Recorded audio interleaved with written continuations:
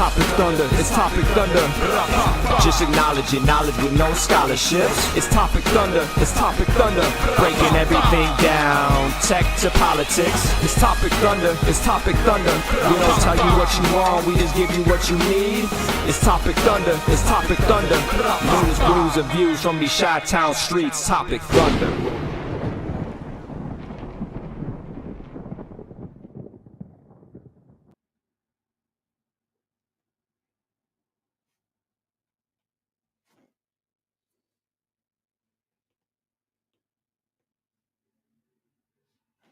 Hold on. Am I crazy? I can't hear you.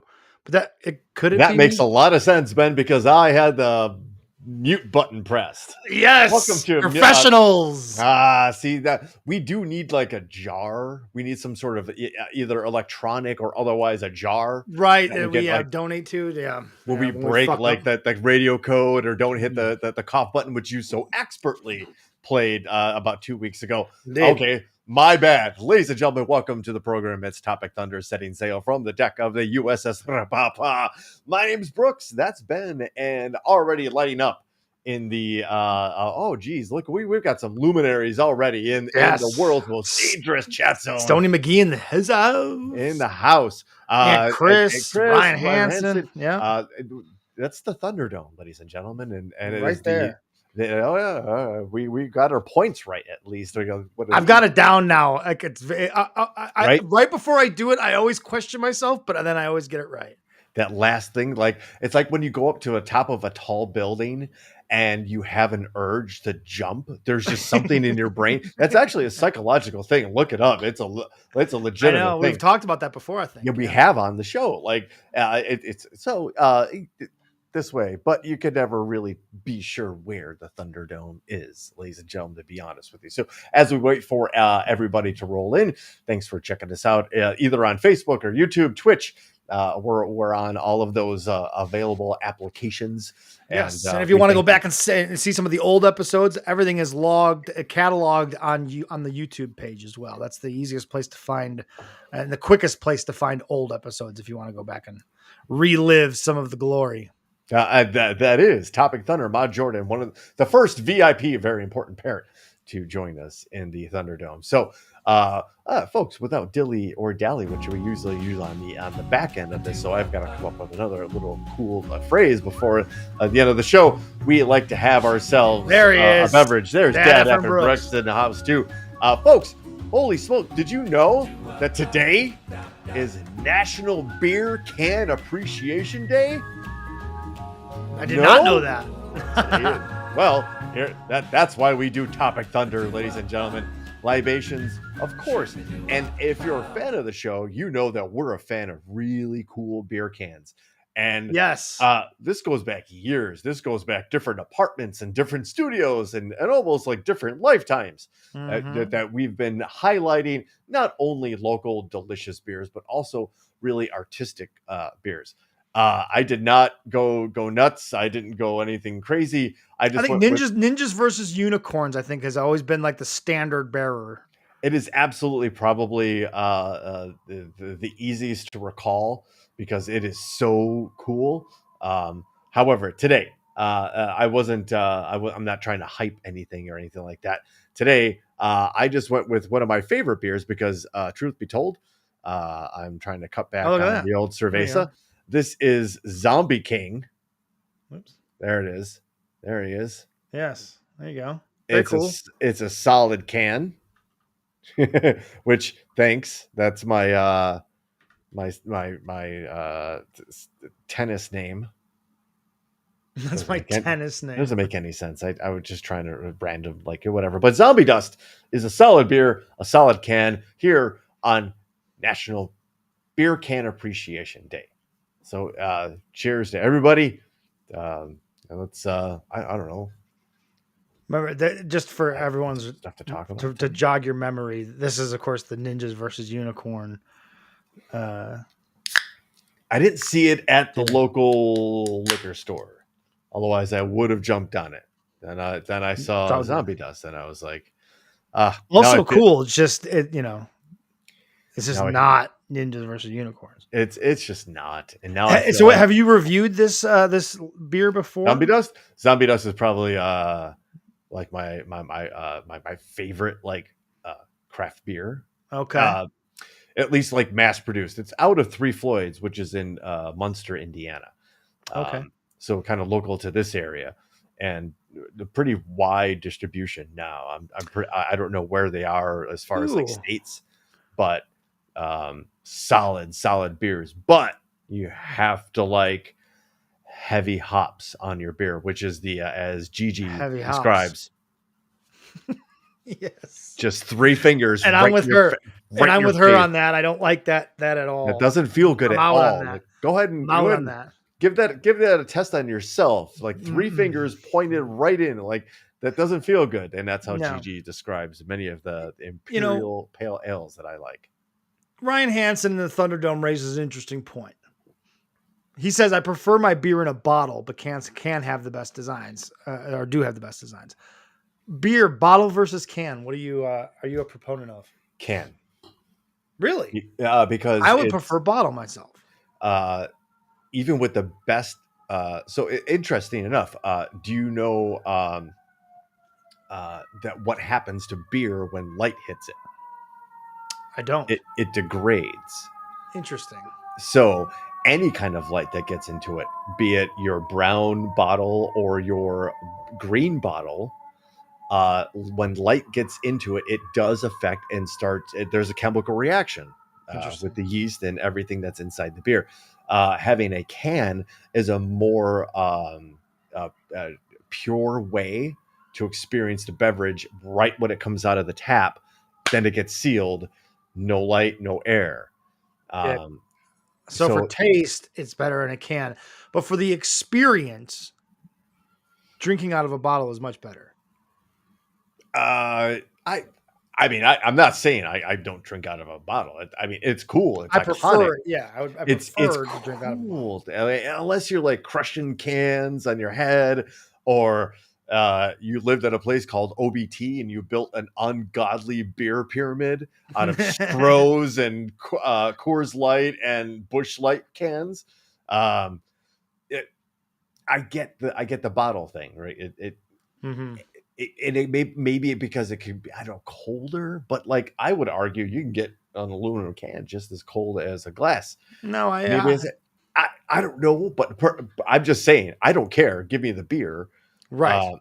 Right. Bottom line, yes. Bottom line, but I will tell you there are purists. That is the argument between cans and bottles. There it is. Dan Effer Brooks loves a Tyskie, which is a Polish beer. We've had it on the show. It's a good beer. It's not something for that I would drink like on a hot summer day. But I like a Pilsner. And we've talked about that. We also talk about stories, and we have a certain segment for that. We call it headlines. Nobody's thought of that before, and will ever do it again. Clever. It's the best. It's trademarked. Honestly, I think it's so rare that you can't even trademark it. It's public domain.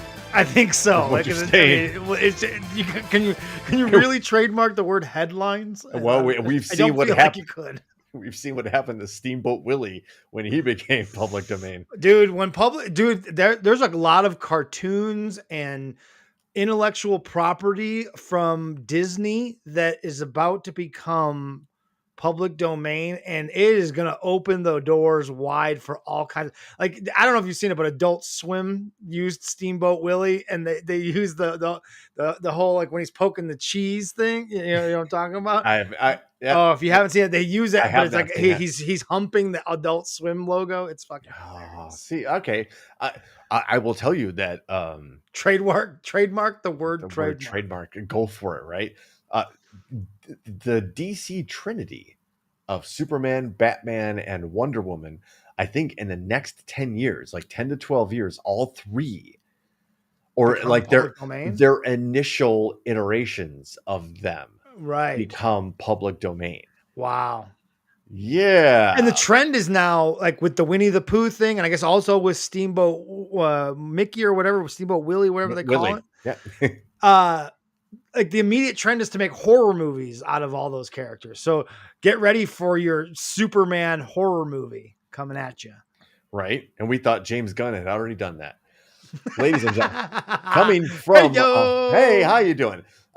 We haven't been to Ukraine in a while. No, it has. We've been distracted, ironically. There have been a lot of things tugging at our attention, be it Iran, then it was, Israel, Gaza. Our friend Vlad always likes to pop his head in there, and there's just the show. We're proud of kind of being able to hit to all fields, right? What's up, fingers? The LWF is coming. Well, I mean, that's a different type of movie. You know what I'm saying? Yeah. Just today, there was a situation which we always try to talk about those touch points and moments to remember that could propel us forward as not only a nation, civilization, but as a world. There was a situation in a plane that was felled today. Really? That's not good. Inside of Russia. All of the initial reports, and it's a ginormous plane. It's like a cargo plane. I don't know if you wanted to scroll and just kind of hang on the picture right there. Yeah. That is a ginormous plane. The II or IL or whatever 76 aircraft, right? It's a big plane. Was according to Russian officials carrying some 300 Ukrainian prisoners of war. And it was going to transport them back to Ukrainian territory. However, that's according to the Russian side, right? And we all know at this point, you have to kind of have a certain set of filters. Right, if it's coming from Russian, from the Russian media, yeah. You really do. And you kind of almost has to understand what they're doing and their mindset. And if you've been a fan of the show, we've also kind of covered that too. Right. So, this plane goes down shortly after takeoff. This plane had recently, and what I mean recently, within hours, have already landed in Iran, and then landed close to what was it, Belgorod, which is relatively close to the Ukrainian border. Okay, but every report out of Russia was full of POWs that were being exchanged because the Russians are so benevolent to POWs, and that Ukrainian forces shot it down. They shot their own people down, Ben. wait a minute. Hold on. I was trying to piece that together as you were and I was thinking, am I hearing this wrong? Am I misunderstanding something? So Russia's story is that they are saying Ukraine shot down a plane full of their own POWs. That's the story that Russia's going with. That's the official Russian line. That's ridiculous. How can you expect anyone to believe that? And no one should, because Ukraine has said we were not informed, one, of this transport and this exchange. Two, we were not told this particular airspace was going to be used for this. And there are a whole bunch of other logistical problems with this, including that this plane was taking off north, apparently, when Ukraine is south. Now, I get like taking off on certain runways for Airstream and all that kind of stuff, right? Right. It can be confusing sometimes, right? Yeah. Yeah, and I can completely out of my the ballpark in sport, right? Gigi brings up a good point. Is this not exactly what happened to what's his fuck Wagner Group Prigozhin? guy? Prigozhin? Yeah. Well, I mean, this is a almost uniquely Russian type of accident, because there was about 10 years ago, I think, or so, an airline, MH17, a Ukrainian airline or something like that. You can pull up, you can, as I'm trying to explain the story, maybe you can find something. All you have to do is type in MH-17. And it was another situation where this airliner was just shot down clearly with a surface to air weapon. There's corroborating videos from people that were just out filming nature and shit like that, right? And Russia also is alleged to have shot down an airline with a bunch of Polish delegates over a very the Katan like forest in Ukraine. It's it There's a whole lot of evidence that this is another one of those Russia MOs, and I'm not trying to be Russia phobic. Right. I'm just saying that if you're in Russia, don't hang out near a window because there's a pattern of behavior. Hold on. There's a good doc about it on Netflix. I'm interested. Okay, how did I miss this? I wonder. If you can hook me up with the name of that documentary, Gigi. I'm anything Netflix does as far as a documentary is concerned, I will watch it. I don't care what the topic is. It's just it's going to be good. Netflix does not fuck around when it comes to its content. And that's foreshadowing. And that's foreshadowing. Do they? Yeah. Stay tuned. Yes. Aunt Chris with an awesome. There were birds in that like picture of the Yes. ginormous like that. Sure, absolutely. Yes, it was the birds. I because we know birds aren't real. Well, no, they're not. I don't know, guys. We've discussed this before, but they're not. They're robots. They're spy on us. They are They're drones. From the people of the flat Earth. Oh, it wasn't the Malaysian plane, guys. That's okay. No worries. No, the Malaysian plane's different, and I think that one. I don't know. Was that over Europe or was that over like the Pacific? I think the Malaysian airliner was like the Pacific. Is that the one where the plane just straight up disappeared? Some of the most treacherous parts of the world and ocean, that part of the Indian Ocean that's like way west and south of India is horrific for storms. Like it's like there's a reason they don't like advise. But they never found like any evidence of this whatsoever. So deep, it's so messed up. And because if something went down, even if it went down intact, the waves and the how watch the dog. All right, I'll watch it. All right. But yeah, so I don't think they had anything to do. I'm not shit. What do I know? These jerks fucking poison anybody. The state lines and national lines don't matter to them. And there's a story here that Vladimir Putin agrees. So again, when you deal with Russia, here's Russia denying deporting Ukrainian children, but it admits hundreds of thousands of them are on its territory. Jeez. It's another story that we've covered before. Is that if you don't have to like know your history, because all of us haven't we don't know the depths of warfare and tactics from various nation states, right? But this is the peculiar, very interesting and unique tactic to Russia in this regard. They enjoy kidnapping children, and especially I need now, more reason to hate them because they have a population problem. Period. Russia has a population problem? That, and it's a form of genocide. It's another way to commit genocide because these children are then being indoctrinated into Russian society and being taught to erase and hate the Ukrainian way of life. Interesting. So it is actually a weapon of war, to be honest with you, this type of indoctrination. Yeah, that's crazy. Tried and true. It's certainly not out of their purview. And nothing like this. It seems like, oh, that's so ridiculous. They couldn't be capable of that. No, we're talking about Vladimir Putin and Russia. They're capable of doing and trying anything to get an advantage, including trying to get Alaska back. I'm sorry, what? That's right.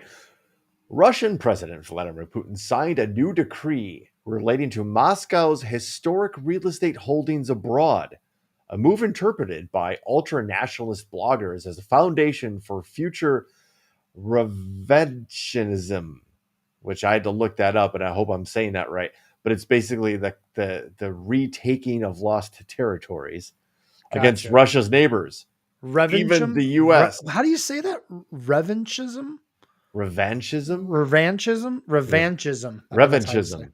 revanchism, Yeah, that's weird. right? That's a weird word. It's a fun word, but a weird word. Yeah, I've never seen that word before in my life. I think Like I'm I said, 43 years old, and I think it's the first time I've ever seen that word. I had to highlight the word, right click on it, and search with Google Yeah. prior to the show. Newsweek getting fucking crazy on me. Right? And I Dumb like it it. down for me. No, that's why you read to learn. Now You're right. You're right. I know this word and I didn't know it before today. I'm And smarter now because of it. You're right.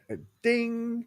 The decree signed by the president late last week allocates funds for the search, registration, and legal protection of Russian property abroad, including property in the former territories of the Russian Empire and the Soviet Union.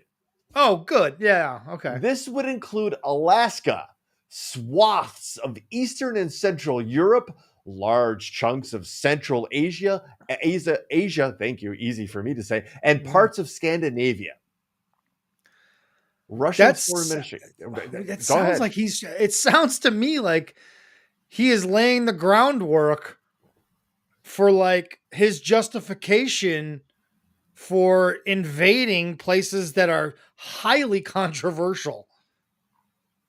Not just invading though, like claiming ownership of. We've detailed on this very program that Russia has over the last several decades, while they had at least what we thought was a modern army, they were legitimately using and relying on a massive amount of what became outdated equipment, while they focused their real resources on espionage, intelligence.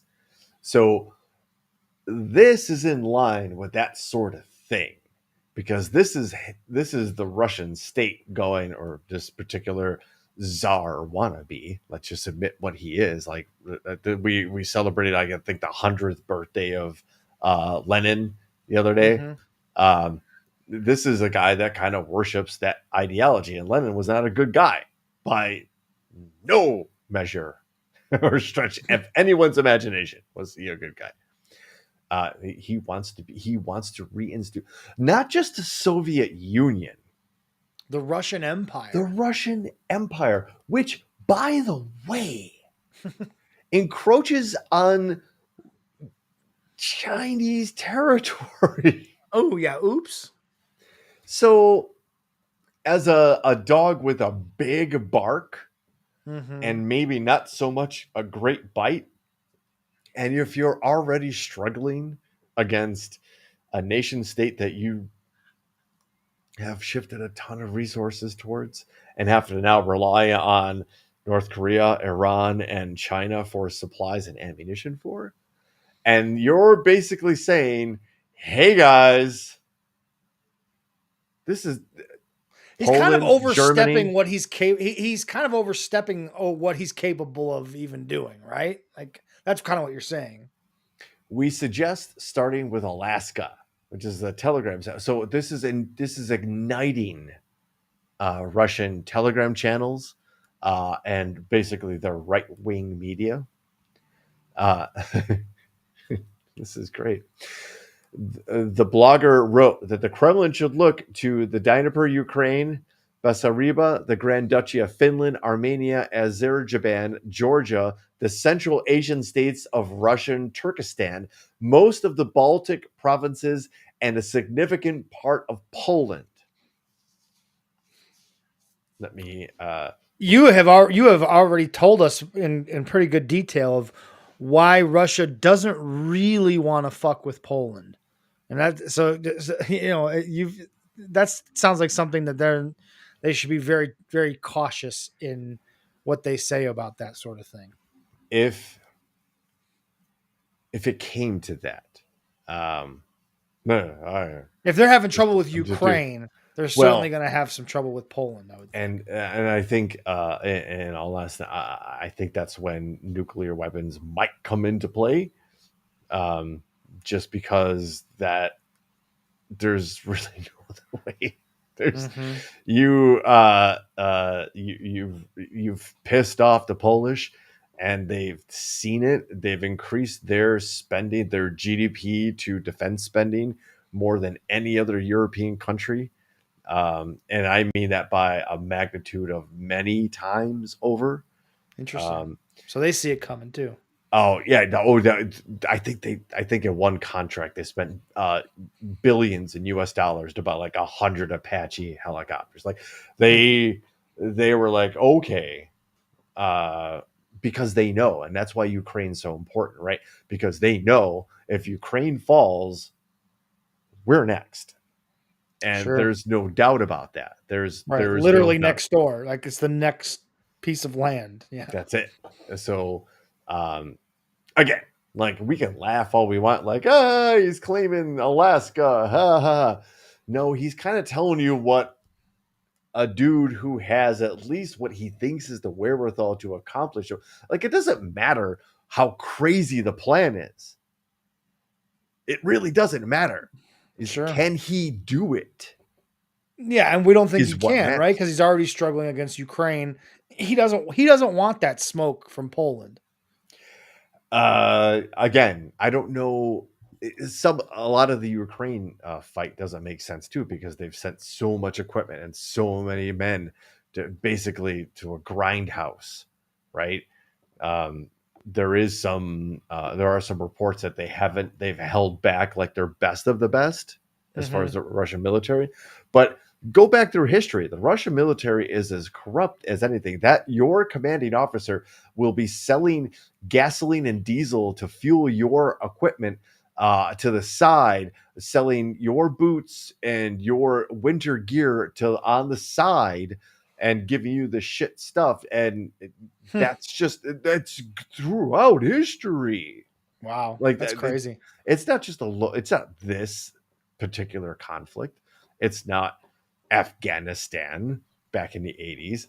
It's not the Koreas or the Vietnams. It's not the World War IIs, even the World War Ones. It's just that particular brand of society, civilization. Hey, we Mhm. brought you ballet and Dostoevsky. Hey, We're good at but hockey. but holy shit, yeah, we're so good at hockey that our decrepit and elderly leader is going to score 7 goals and 6 assists in 6 Cool. minutes of play, Yeah. right? So again, we haven't heard from our good friends over there, but what we always like to do is try to tie these things in together, right? That none of this stuff is in a vacuum, and none of these stories are particularly like isolated. If Well, we've talked about the situation in Israel and Gaza, and the possibility of escalation. It's escalated. Holy Yes, it's shit! escalating We're officially. we have got Iran firing missiles into Pakistan, and Pakistan sending special forces into Iran. We've got Iraq sending missiles and troops into Syria for limited engagements. And like, well, this is getting nuts. Lebanon, like Israel striking the Hezbollah targets in Lebanon, and like this is getting nuts. And of Yeah, it's course, getting pretty. It's getting pretty crazy. we're getting pretty hot, as they say. The kids say these days. Um, uh, and of course, the situation in Yemen now, when the Houthis are filling themselves and thinking, "Hey, let's launch all this stuff over at like shipping lanes and container ships and all that kind of fun stuff, and fuck up like world commerce and the supply chain." Okay, well, you've really got the attention of the the commerce area, and what we tend to do here in the United States, and protect the money. So, Hmm. um, just today, there was an escalation of this situation. I think the U.S. has struck like 11 sites in Yemen, 11 to 12 Houthi sites in Yemen. Cruise missiles. I think, Ben, last week we were on the air as these strikes were starting to happen, I think, I think so. right? So there were two particular ships traveling that were hoping to cross the Suez Canal, right? And these two particular ships, according to the AP, which the story doesn't show up right on but according to the AP, these two particular Maersk U.S. Ships, they had U.S. flags on them, and that means something in maritime everything, I guess, is what flag are you flying? U.S. flags were allegedly containing U.S. Department of Defense and State Department equipment, right? These are those big ass ships. Those big ass ships, right? That's a lot of equipment. And anything State Department related is kind of a wink, wink, nudge, nudge. The CIA is involved.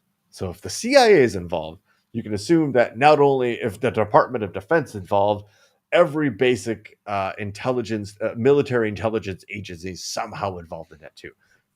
Two really big container ships. That's a lot of shit, folks.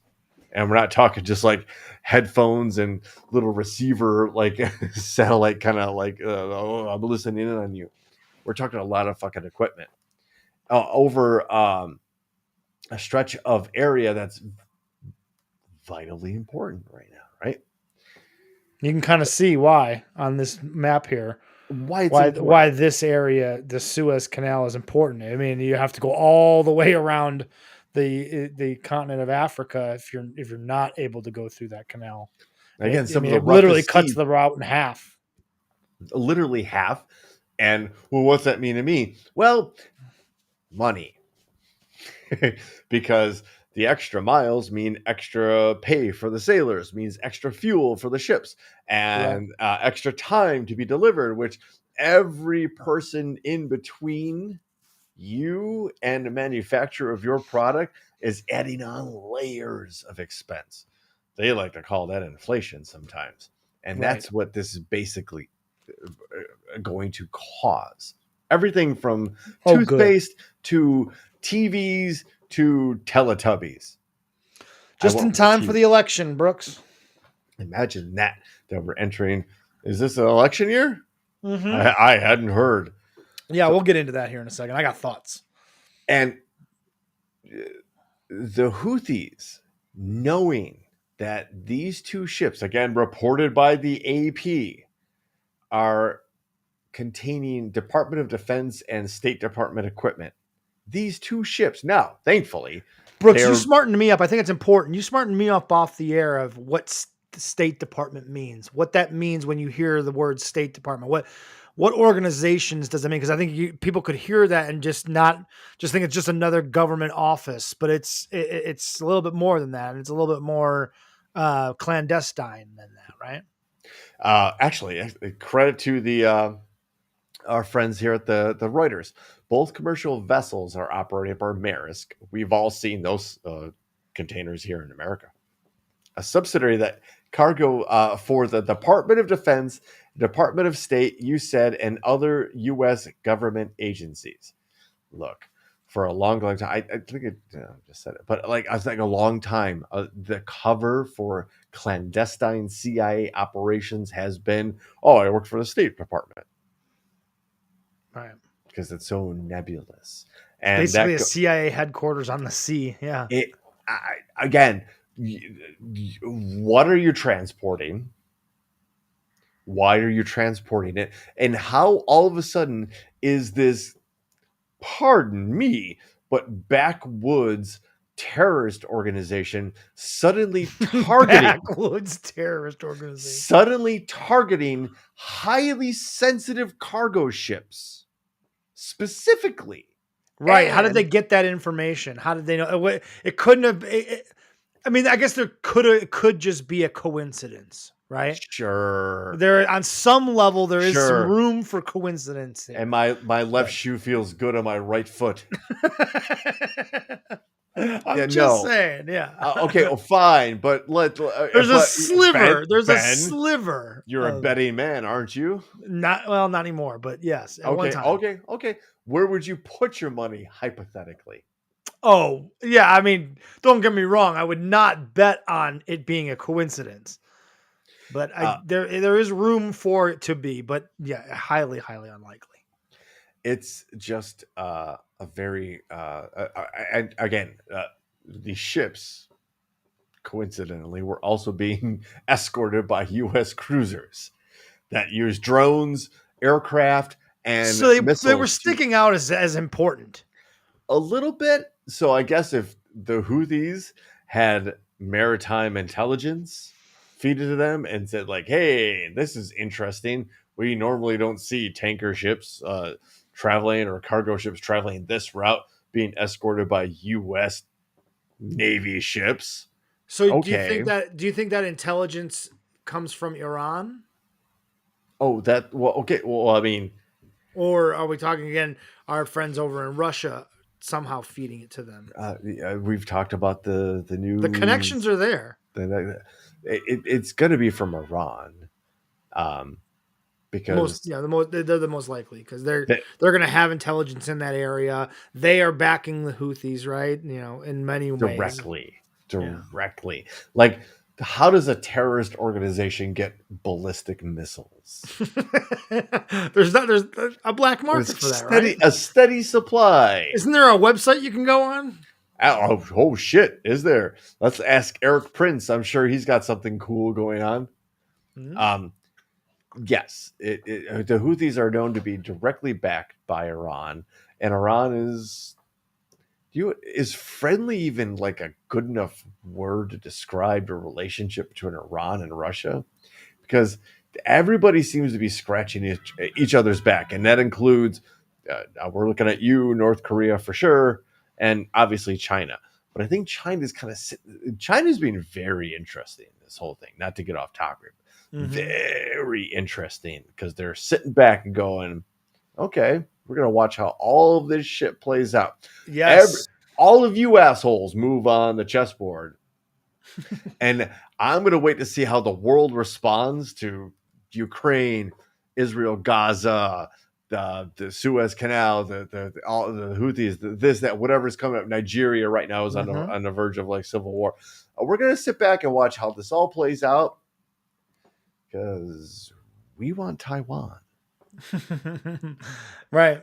And And if the temperature is right for it, we can just go ahead and go for it. Because especially if a power like, say, a military power like, say, the United States were to be spread very thin, worrying about multiple wars across multiple continents, you would see the opportunity to just kind of like slide right in there at the end after they're busy with all the other shit and just take what that thing that you want, that thing, that they oh, want. we didn't think you'd notice. Yeah. Oh, you were so busy with those other things that we Was just this figured important we to you? would, yeah. Oh, we my figured we'd bad. just slide that in there. Yeah. Oh shit! Oh man, so sorry. We didn't. We misunderstood each other. My bad. My Yeah, bad. right. Oh. Speaking of misunderstanding each other, and the opposite of that, completely understanding each other. Um, First of all, thank you, President Biden, for having the brains and enough to support unions.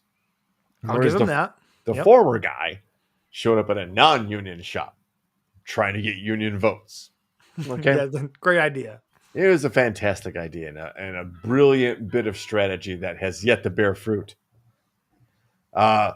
We've talked about the strike, and I don't know if Giovanni's still in the chat. Yes, our boy Stoney McGee was a part of that of the that United protest. Auto Workers Union, Yes. right? We talked about and we are pro labor here Very on the much. show, and we've talked about the strike that were literally the most brilliant strategic attack against a corporate manufacturing probably in the history of unions and organized labor. The UAW's leader did a heck of a job. Sean Fain, which if you have any idea of the history of Ireland and its separatist groups, it sounds really weird to say because it's one of their terrorist groups. Sean Fain announced the UAW's support for President Biden in his reelection. This is what he said. I know there are some people that want to ignore this election. They don't want to have anything to do with politics. Other people want to argue endlessly about the latest headline or scandal or stupid quote. Elections aren't just about your best friend for the job or the candidate who makes you feel good. Elections are about power. The backing of the Michigan-based UAW with more than 400,000 members could give Biden an edge in key battleground states that helped determine the last two political elections. He won Michigan by about 150,000 votes last year, and Trump won by about 10,000 the year earlier, 4 years earlier. Biden also won an endorsement of, okay, we don't get Hillary. We don't want to mention Hillary Clinton. We don't X-nay on the Hillary A. So I don't want to be the party pooper here. Yes. But it is not going to matter. I'm here to tell you right now, on Wednesday, January 24th, 2024, buddy, I don't see Joe Biden winning an election against Donald Trump. It is not going to happen. For a number of reasons, including what this guy hinted at, which is that A, people are going to stay home because they don't want to vote for him. They don't see him as a viable candidate. I just don't think Joe Biden is an attractive candidate to people, to a large group of people. And it was so close last time that I think there's going to be people that sit out. 7 million votes is not close. I understand, like, the electoral thing is a different story, but 7 million. Right, because the game is rigged. You have to remember the game is rigged with the Electoral College. So it's not about the popular vote. It's about the right votes in the right places and the right counties and that sort of thing. And if enough people sit out, I think we're still underestimating. I brought this up a couple of weeks ago. I'm going to harp on this for a while. I think there's a large group of Muslims that are not going to vote for Biden based on his siding with Israel. I think that's a big problem. I think that's a large group of people that he needs to have on his side. And I think that there is some in the African-American community that have kind of shifted, at least that they don't want Biden. I think there is enough backlash of anti-Biden. Like, it's not that I don't, that I want Trump. Because he made promises, right? And that's the thing. Like, he made promises to certain groups, obviously, to court their vote, and hasn't come through, right? That's undeniable. And again, I've talked about this many times. Visually, he doesn't appear like, he appears frail. He does make a lot of mental mistakes. He seems too old for the job. It's just not a viable candidate. And I've talked about this numerous times. We've discussed this. The Democrats are kidding themselves, I think, if they think that it's just going to be because he's not Trump, that's going to be good enough. And I've heard the statistics. An incumbent president with the approval ratings that he has never been reelected president. I think it's something like 33% approval rating. Like, there is a strong sentiment from independents that he is not the answer. And if of one of the two, at least Trump gives you the feeling that we'll have less war I get but there is that sense, right? There is that narrative out there. We didn't have these wars under Trump. That's all I hear. And I know why that's the bullshit narrative.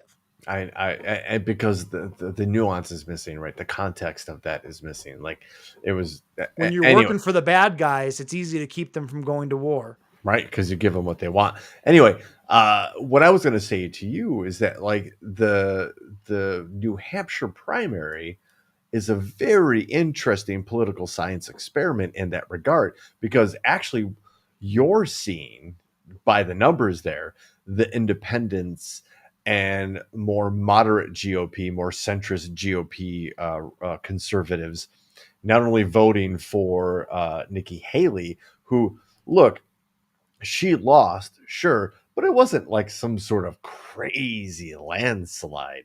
The fact that she's the last one standing is impressive. When the fact that Ron DeSantis, we haven't even talked about that in the last week since we were on the air, old Ronnie boy has saw himself out the door, along with Vivek and all the rest of them at this point. And Nikki Haley's the last one standing, and she did have a good showing in New Hampshire. I guess the only path that I see that Biden might be able to pull this off is if the Georgia election fraud case comes to fruition, and before the election itself happens, Trump is found guilty and punished. But if he's found guilty there, is he disqualified from being on the ballot at that point? I think Mike Corbin, Republican out of some bumfuck state, said well, he can be president, he can be POTUS from jail. So I think that that logic, I don't have faith in. The fact that if Nikki Haley, first of all, really loves her country, first of all, and understands the situation, that the presumptive nominee for the GOP is Donald J. Trump, period, right? There's not much she can do about that. The base is so ravenous about yes, that, right? What she can do is what she's already started to do, and I hope she continues to do, is point out the cognitive decline and the multiple errors that he's making, because we hear all about Biden. Oh yes, we talked about this. Sleepy Joe, we hear all about Biden. If you didn't know he was a presidential candidate and you watched a Donald Trump rally, you would think that was a comedy bit. He misidentified Nikki Haley as Nancy Pelosi the other day and blamed her for the security on January 6th. Yes, claimed that Nikki Haley was there on January 6th.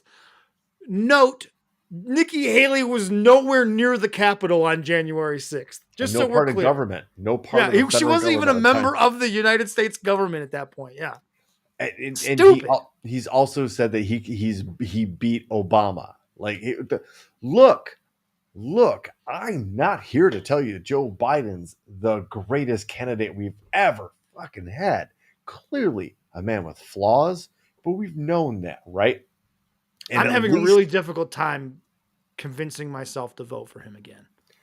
I don't think we have a choice, but that's the American democracy coming forward, right? If it becomes Trump versus Biden again, golly. I hate to say this, but there is a chance that I just sit it out. If that's the case. You can't. This might be the most important election of our lifetimes or any lifetime. We say that, but I think we can get.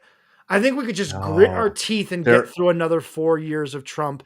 We're at a point now where it's obstructionist government.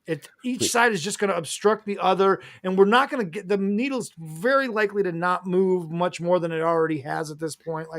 What more could he do in the next 4 years? If you don't vote Kennedy, no, because that guy's no, I don't like that guy either.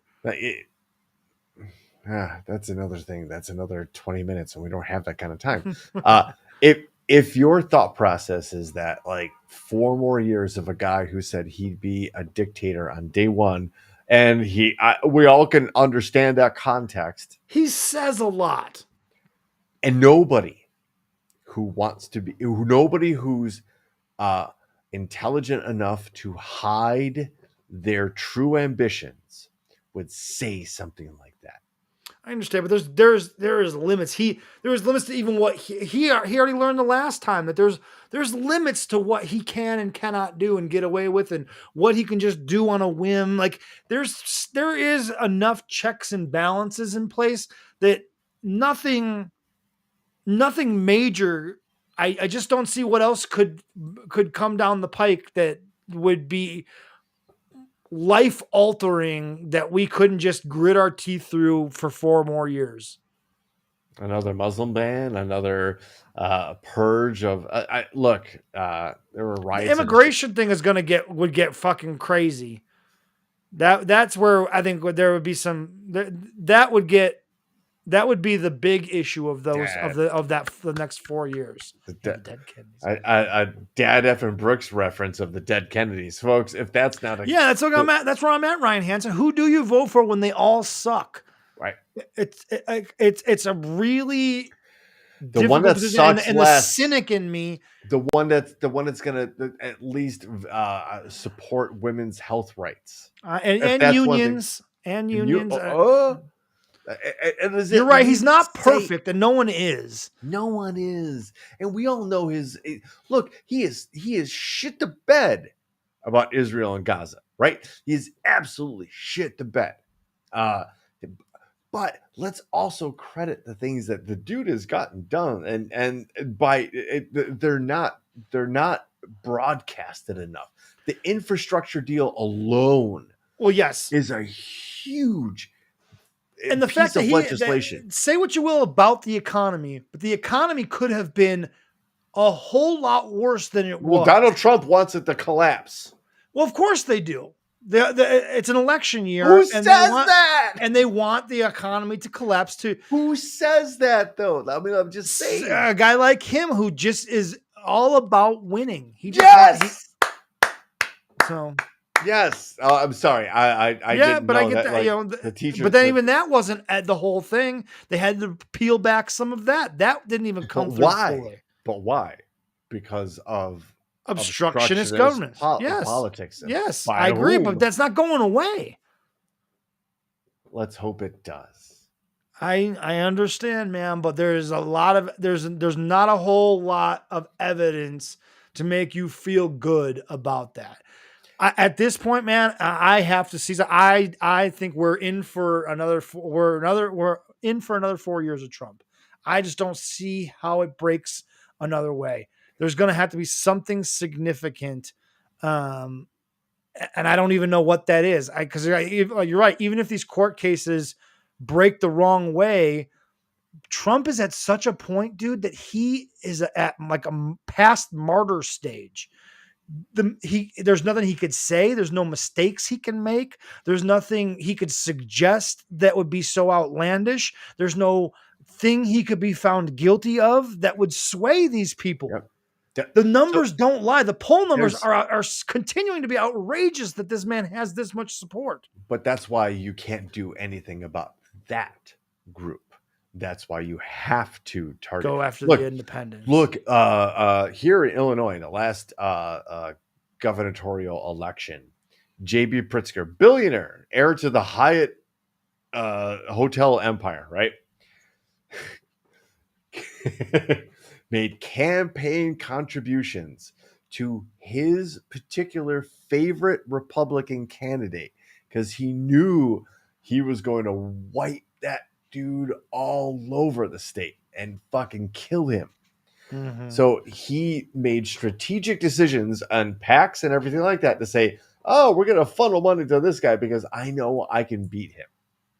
Like, that is part of the game in this aspect, but to completely write off one candidate or another and to go into this weird like state of like, I don't trust this. I don't believe it is.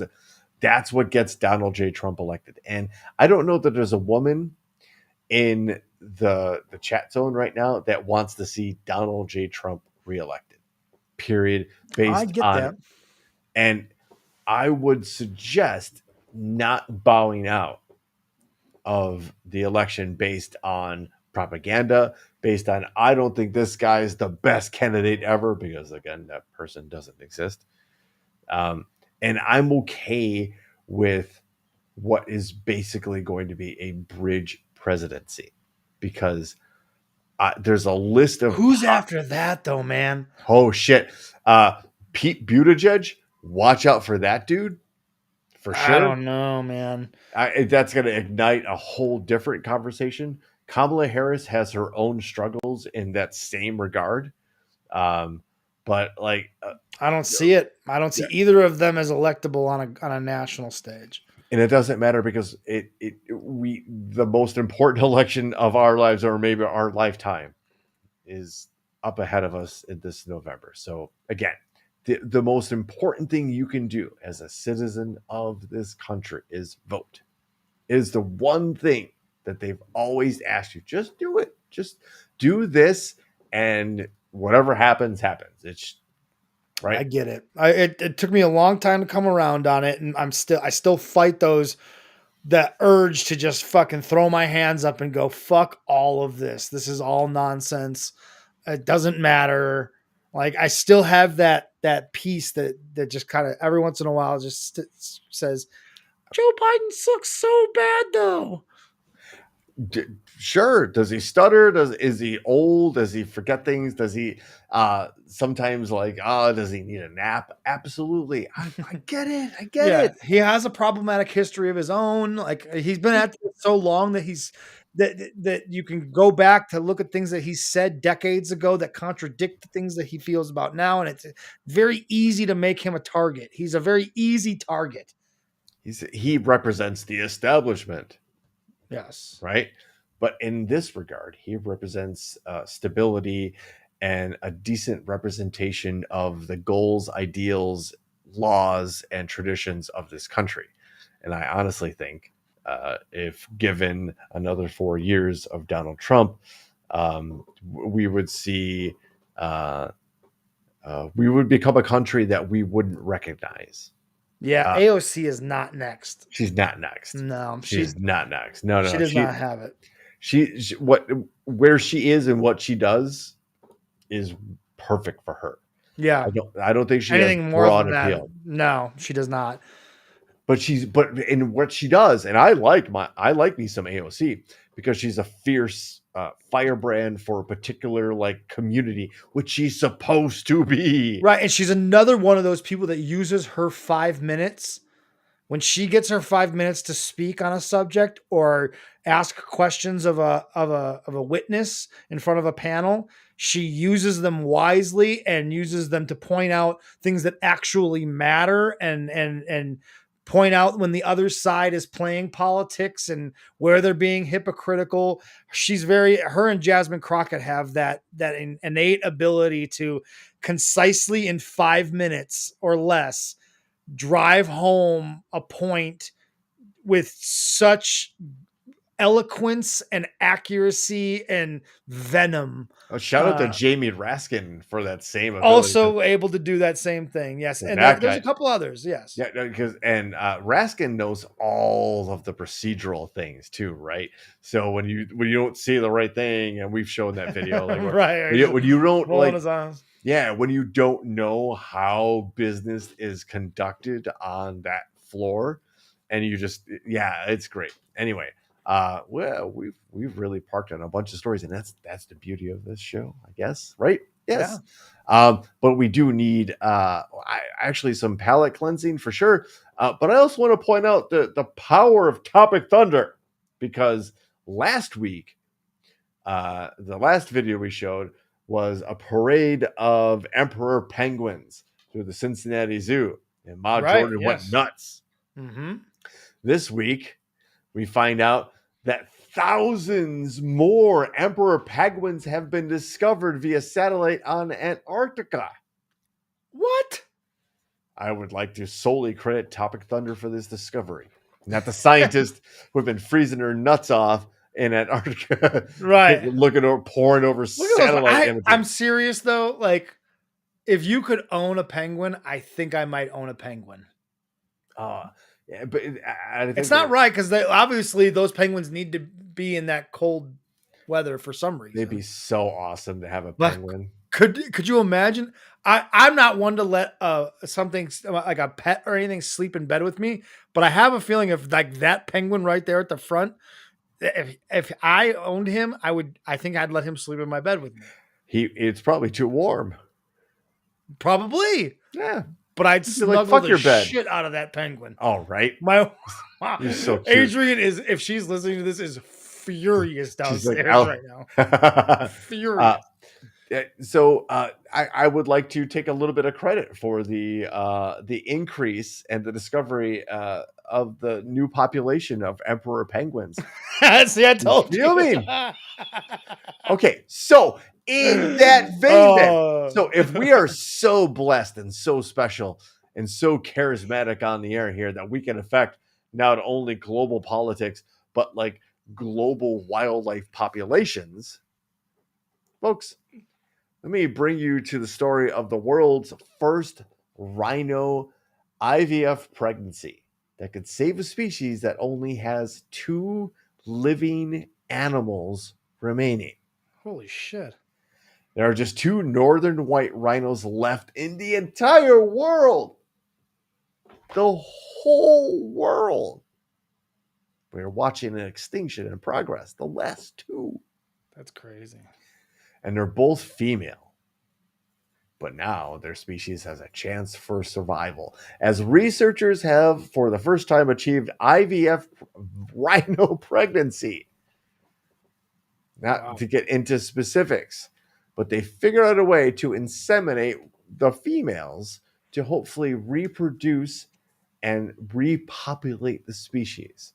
White rhinos as a whole have been declining in numbers due to poaching. Thanks, guys. Yeah, thanks, assholes. You fucking jerks. With your guns, go shoot it with some arrows or spears, or like be traditional in your high-powered rifles. There are 2 subspecies, the southern white rhino and the northern white rhino, the latter of which is considered extinct in the wild. No more northern white rhinos. I'm sorry, southern white.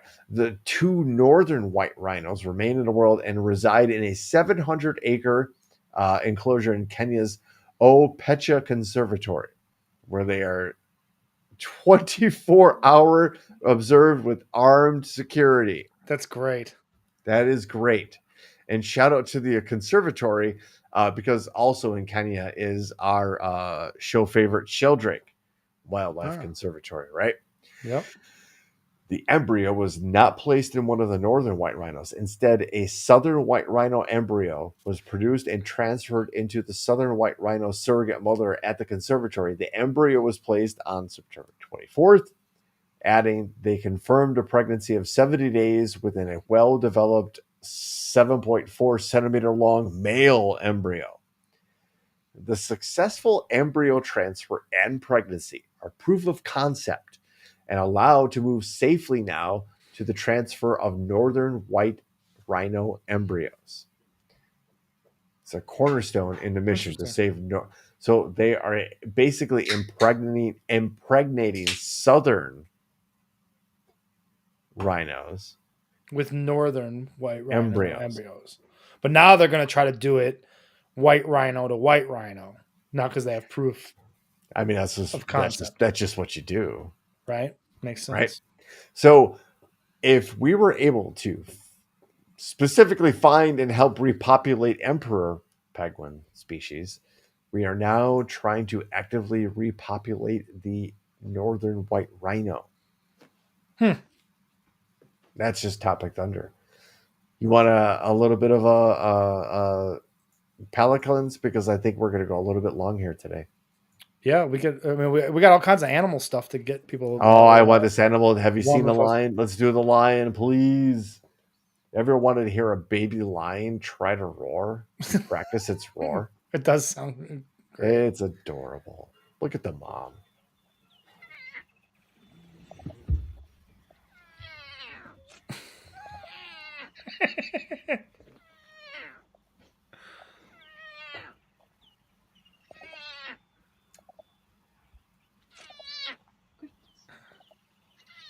Just for the record, that super cute 10-pound little thing is going to turn into a 600-pound apex predator. Yeah, right? That will definitely try to kill you. That is definitely not going to be like, I'm so cute and you are too. No, don't you want to cuddle with me? No, not like a penguin. No. If you're not food, you're just a toy. Speaking of toys, Ben. Yes. just yesterday, a major announcement in the entertainment business was announced, in that Yes. Netflix has acquired the rights to not only the World Wrestling Entertainment's Raw, but also, I guess, a couple of pay-per-views and Mhm. also special telecasts. They have also exclusively acquired the rights to not only Raw, WWE shows, specials, including SmackDown and pay-per-views across the globe, not inside the US, outside the US.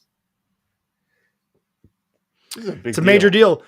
It's a A major huge deal deal, Ben. because it is Netflix now. They dip their toes a little bit into the live streaming with they did a golf deal where the Was that with golfers Liv? no, it was No. with they had they have two different sports documentaries. They did an F1 documentary where they like followed F1 drivers around and did like a behind the scenes documentary. They also did one with a bunch of golf guys from the PGA Tour.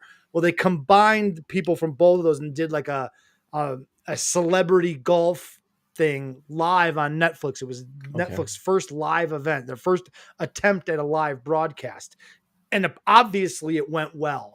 WWE has been in the market for shopping their television rights because they are about to come up. Their deal with Hulu is about to end, and their deal with Peacock NBC is about to come to an end.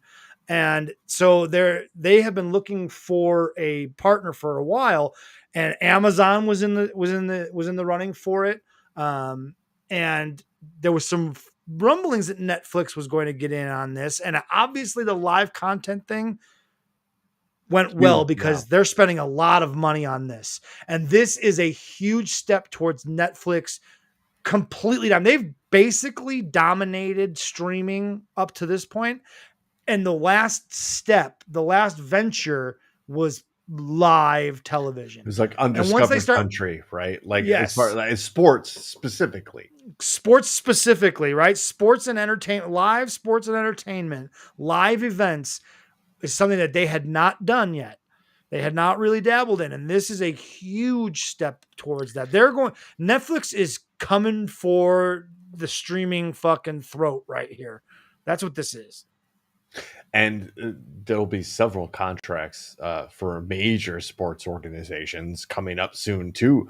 I know the NHL had just recently signed deals with like ESPN and Yeah. TBS, right? Yep. But the look, the NHL is kind of ripe for Netflix because it's Sure. not anyway. It's fringy. It's fringy enough, but yeah, And that if it they won't can, cost too much, but they can get in on the live sports stuff.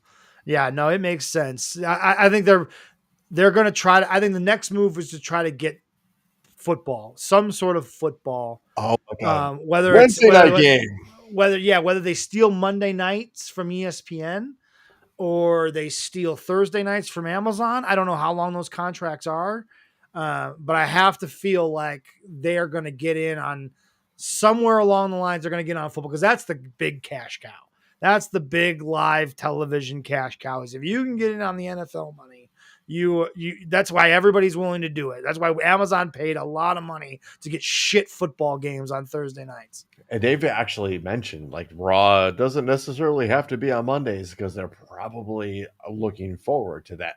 Just numbers wise, Netflix signed a 5-year, $5 billion with a B dollar deal with the WWE. That's $1 billion a year. That is compared to their current deal with Comcast that pays the WWE $265 million a year. A little bit of a difference between the two. Just a little bit of a difference. So they really reached out. And look, you can't beat wrestling programming, especially if they're going to, as they say, they're going to like branch out, and you know how much they want to make movies and TV shows and this, that, and the other, right? So it's right for original content, which I guess is like the gold mine for all these streaming services. Yes, and who else this also helps is UFC, because obviously they are tied under the TKO banner. They are tied with WWE. So if WWE can get their foot in the door with Netflix, you have to imagine the next time UFC comes up for a deal, Netflix is going to be right there. They already have been working. Will have already been working with TKO. I'll say this. I saw somebody on my Facebook page say this, and I totally agree. The greatest hire that Vince McMahon ever made in the entire history of World Wrestling Federation / entertainment is Nick Khan. Nick Khan, because he negotiated this whole thing. He was brought on to negotiate this television rights deal, and to be able to get $5 billion out of Netflix, he's earned every penny that he has gotten as being named president of the WWE. The mission accomplished for that guy. Was that a Vince McMahon thing, or was that a Triple H or Stephanie McMahon? Like, hey, no, Nick Khan was very much a Vince McMahon hire. It was bad. He was hired quite a while ago. And he's the Rock. He's friends with the Rock, right? Very close with the Rock, who, by the way, was also named to the board of directors of TKO, and even more interestingly, was given the trademark rights to everything involving the Rock. The Rock as his moniker, right? Correct. So all of his merchandise, he has control of all of that now. When it comes to his wrestling identity, he is in full control of it, which not a lot of guys have. Almost nobody has that. Has that kind of control over their. Yeah. Who? I'll say this. Speaking of which, if I were to have just signed with this wrestling company, it would be very fortunate of me to have just signed with this company as they announced this $5 billion television deal, and be one of the people that is like on television a lot.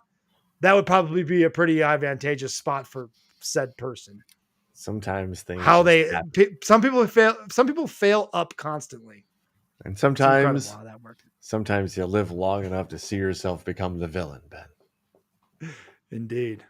Hey, really quick, how about reindeer going around in a circle? You want to see that? You want to see what? Yes. You want to see a reindeer cyclone? Basically, that's what this is. That's what they call it. It's the well-known. Oh, is that what they really call it? That's great. They call it a reindeer cyclone, and it's when the reindeer go around in circle, protecting the weakest, which are located in the center of the circle. Makes sense. Look at them. That is crazy. That is a massive. Of humanity. Reindeer. That's a lot of beef right there. That is a lot of four-legged people or four-legged things. Look at that. It's like, you've been you went to your friend had a pool party, and you're like, hey, we're going to make waves. We're going to make a whirlpool. Right. Yeah. This is like a weird whirlpool.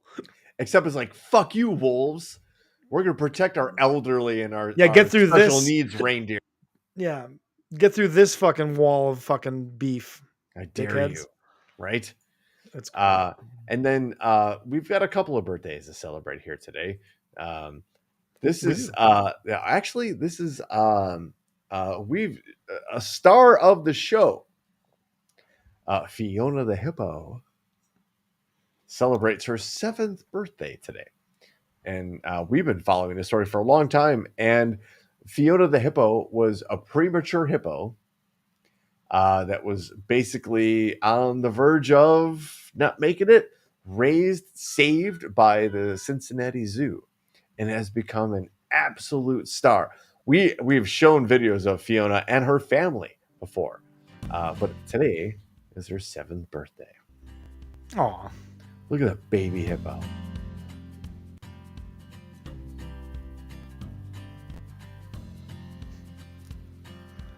These are all familiar videos. We've seen all of these, I think. Look at little Fiona, the second cutest Fiona in the world. She made 100 pounds. She's known for her little ear wiggles and just kind of being a butthead.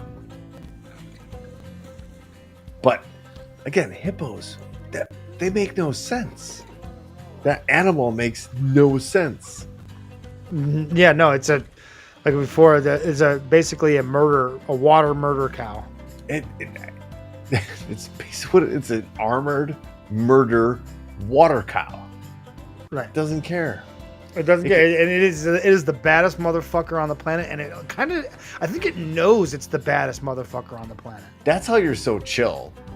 Right, because you know, like, who's gonna fuck with me? Like I'm a hippo. We've shown videos where a lone hippo charges in against 3 lions, and the lion. I saw a video the other day. Dude. This crocodile, or it was a crocodile, right? I always get those confused. Crocodile, alligator, whatever. One of those killed a baby hippopotamus when the rest of the herd was away, and the herd of hippopotamus came back and fucked that crocodile up. It was unbelievable, dude. Armored Murder Cow is a great band name. It is.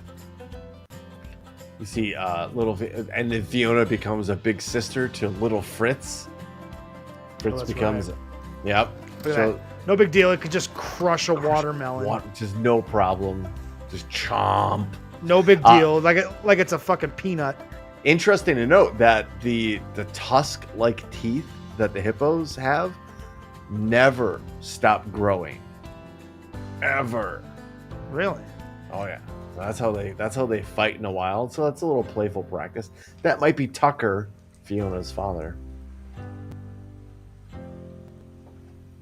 But yeah, so happy birthday to Fiona, the hippo, not the dog. Indeed. The second not cutest. the dog. Not the dog. Not the dog. Not exactly the best or most appropriate segue into my parents' most favorite segment, the VIPs. Ladies and gentlemen, and if you're new to the joining us for the first time, cool, thank you. Let me explain what the lightning round is. It is when 3 stories enter the world's most dangerous chat zone. Those stories are read out loud, and then we choose the winner. That winner is chosen by you, the people, in the true exercise of democracy. So, without any waiting or silliness, as I said dilly or dally earlier, we give you headline number 1. Nude man nabbed by police after cannonball plunge into a giant aquarium at Bass Pro Shop in Alabama. Yes. Didn't we already have a Bass Pro Shop story a couple of weeks ago that didn't get read? That a guy caught it and stole it and ran out of the store with it? Is this becoming an epidemic of people jumping in the tanks at Bass Pro Shops? I think Bass Pro Shop has a security problem. I think there's a corporate meeting at Bass Pro headquarters where they're like, do we really need the tanks of fish in the stores anymore? Or are they saying this is great publicity? Maybe. Headline number 2. Chinese marathon runner disqualified for chain smoking through entire race. Disqualified? I think he should be given bonus points. You should win the gold, silver, and bronze medal. Yeah. If he can win while chains. Oh, come on. That's just bullshit. I feel bad for this guy. Headline number 3. 2. Like, you just even need to hear the next one. That's 2. It. Thunderbolts up in the Thunderdome. Thank you very much. And headline number 3. Potty mouth parrots teaching other birds to swear as zoo hatches plan to stop a problem. See, I like this story too. This was supplied by our boy Ryan Hansen, I believe. Ryan Hansen did throw this one up to us. Yeah, look at 2 is running away with this thing. People are wanting to support our man here. And folks, as we start to contabulate the votes as they roll in, my good man Aaron in the zone 2 hatches planned, right? It's a great bit of irony and a great bit of writing too. So there's a lot of reasons. Good on Aaron to catch that, by the way. Good, a lot of reasons to like that story. And as we kind of start rolling through, Yeah, let's hear it one more time. One more time? One more although time? 2 is seeming to run away with this early. Here we go. Oh wait, the Headline number one. Australian guy rears his head. He's here. Or hit a guy, right? So it is Thy a he. Australian guy, and I love it too. It rhymes. It's symmetric. So number 3 coming out of nowhere to kind of close the gap here. Number 3 represents headline number 1. Nude man nabbed by police after cannonball plunge into giant aquarium at Bass Pro Shop in Alabama. Headline number 2. Chinese marathon runner disqualified for chain smoking through entire race. Bullshit. And headline number 3. Potty mouth parrots teaching other birds to swear as zoo hatches plan to stop the problem. It's a parrot of my own heart. Oh, parrot of your own heart. Ha ha. Wow, this is at 2 and 3. This is as close. I might have to actually vote. All right, I'm starting to go back. I'm going to go through all of this. Derek voting for 3. Derek, you mean Supreme? Yes, I always like hesitate on how to identify him. But yeah, it's Hatch's plan, and we got data from Brooks in there, folks. I'm scrolling through your votes right now. Just a reminder, we tend to do this every Wednesday. It's about 7 p.m. as much as possible Central Standard Time. Yes. And we got Ma Jordan voting in. Oh, she's the 5th vote there. Oh shit, this is close. Oh shit. All right, well, officially, folks, let me put it like this.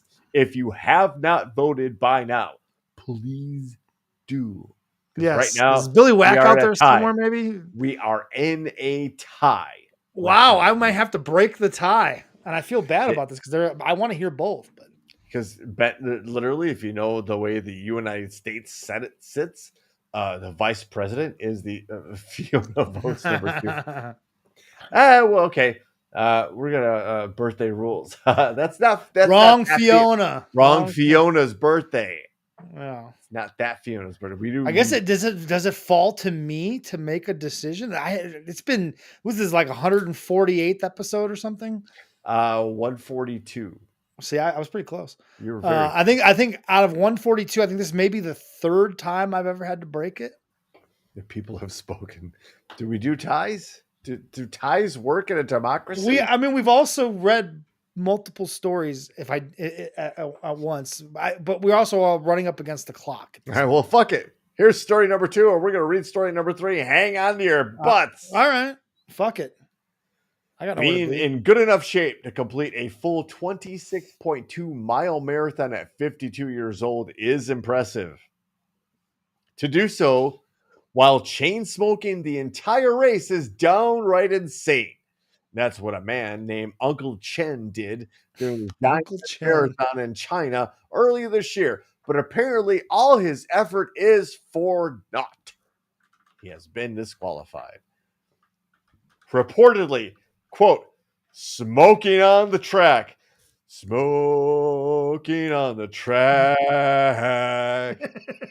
was the reason for disqualification. Yeah, that's literally the line. The Xiamen Marathon Committee issued a statement announcing the disqualification for violating an article in the Xiamen Marathon Rules and Regulation. Article 2.12 states, quote, uncivilized behavior from runners, such as open defecation, smoking, trampling on flower beds or green spaces that affect the race, and the safety of other runners will result in disqualification. Let's park on that for a second. That all of those things are in one specific article. Open defecation, smoking, and trampling on flower beds and green spaces are all lumped into the same specific 2.12 article. That's an interesting grouping and not like a parlay I would ever have imagined. Right. Open defecation, bad. Closed defecation, we're all right with. All right, I'm okay. Explain both. Well, okay, I guess you don't need to explain open. Anyway, Uncle Chen crossed the finish line just 5 minutes slower than his 3 hour, 28-minute finish from just 2 years ago and placed 574th out of more than 1,500 runners. It's still impressive. You are a champion. Yes. Again, All should right. be awarded bonus points. Did you scroll down to see where he's lighting one while he's running? No, that's cool. Oh, my friend. He has been at this for a while, too. Uncle Chen was first photographed in 2018 during the Gonzangguju Marathon, which he completed in 3 hours and 36 minutes. He competed at the same marathon a year later, finishing 4 minutes better at 3 hours and 32 minutes.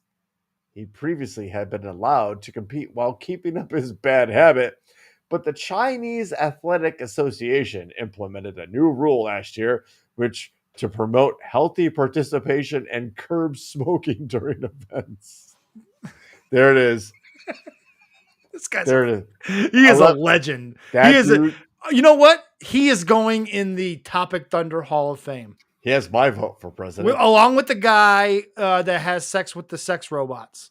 We haven't heard from him for a while, and It's been a while. We need to put a line out. An APB. We need to put an APB out on fucking sex robot. That guy. That I guy. forget his name. But right along, Mr. Chen or Uncle Chen. Yeah, Uncle Chen is He's forever right there. ingrained in our memories and our hearts. Indeed. And we promised headline number 3, so here we go. Potty-mouthed parrots teaching other birds to swear as zoo hatches plan to stop the problem. These birds need to wash their mouths out with soap. Thanks, New York Post. A wildlife park in the UK conspired a new plan to stop their potty-mouthed parrots from cursing, telling zoo visitors to fuck off. Yes. Why would that is? Oh, it's so look, great. Look, as a resident of Chicago, I go to Edna Bevick's to be insulted while they give me my burger and fries. I go to the Annoyance Theater to be insulted and pay $15 to be entertained. A Lincolnshire wildlife. I would go and I would encourage these birds if I was at that zoo. Oh my God, I want one now. The Lincolnshire Wildlife Park revealed that they are taking 8 cuss-happy African gray parrots, including 5 who went viral in 2020, and grouping them with 92 non-swearing birds to improve their language. No, this is going to have the opposite effect. The swearing birds are going to teach the non-swearing birds how to swear. That's where this goes, right? Yes. Quote, I'm hoping above the general noise of the flock and swearing will be drowned out. This is from the park's chief executive, Steve Nichols, as he told CNN. When we came to move them, the language that came out of their carrying boxes was phenomenal. Really bad. Not normal swear words. These were proper expletives. Proper expletives is a band name, an album name. Yeah, the water murder cows. Is that what we called them? That's We're the murder water cows, and this is our first song of our first album. You may have heard it. It's called Proper Expletives. However, if all goes wrong, the Lincolnshire Wild Park could have 100 cussing parrots. I hope so. I roll fucking the hope dice, motherfucker. The method to the madness will be aimed at diluting the African gray swearing so that they'll be able to learn, quote, all the nice noises like microwaves and vehicles reversing that the non-swearing birds typically mimic. The African gray parrot are one of the most highly intelligent birds on the planet, in which the birds are known for their distinctive cognitive abilities and impressive skill to mimic speech. According to a 2019 Harvard study, the African gray parrot can perform cognitive tasks at a level that rival a 5-year-old human. Holy shit. This is a quote from Nichols. 6 of them have men's voices. 2 of them have got ladies' voices. What? And when they're all swearing, it does sound really bad. Is there audio of this? I wonder. There's gotta be. Sure. The 5 infamous African Greys, named Billy, Elsie, Eric, Jade, and Tyson, gained popularity in 2020 when the 5 were separated for swearing at zoo visitors. I'm sure we covered this, but I don't remember. After the 5 birds were quarantined together due to nationwide coronavirus outbreak, the witty birds somehow taught each other the wide range of curse words and expletives. Quote, people have come to us, but think they are highly amusing. We haven't heard one complaint, Nichols told The Guardian in 2020. When a parent tells you to not a parent, that's different. When a parent tells you to fuck off, it's amusing to a lot of people. It brought a big smile in a really hard year. Do we have video of this? Fuck off. Fuck off. Did you just swear? Oh. Hi. Hi. Are you a cheeky parrot? What's your name? Well, what's your name? Me. I wanted to swear. What's your name? Come on, bird. Let's go. Mr. Parrot. Is that your name? Hello. Hello. Stop scratching and be more sociable. Hello. Hello. Come on. Hello. Why did I have to pick this one? Say it. Hello. God damn it, bird. What's your name? Your name's fuck What? off. Is that what they tell you in here all the time? Hello. What's your name? Do you have a name? What's your name? What? Hi. You communicate with a fucking bird? What's your name? Bird. What's your name, Mr. Parrot? Oh, I'm a parrot and I'm amazing and I stay in a cage. I want an African grey Look at that, parrot. are you? Touching after her. Hi. What's your name? Hi. Fuck off. Yeah, I can't. Yeah, okay, they're annoying. So apparently we're not gonna see it. Hold on. So there's a warning sign there that reads, for your information, every common swear word can be heard in this aviary. So please be aware if you have people with you of a sensitive nature. Yeah, they're not gonna show. They're not gonna actually have the parrot cuss on television. I really I guess again we had the birds. I'm so mad. Billy, Elsie, Eric, Jade, and Tyson. I guess there's Eric, Captain, and Shayla that also have an awesome vocabulary. Again, birds are descendants of dinosaurs. They have hollow bones. Yeah. They're closely related to velociraptors and not our friends. Just to let you know.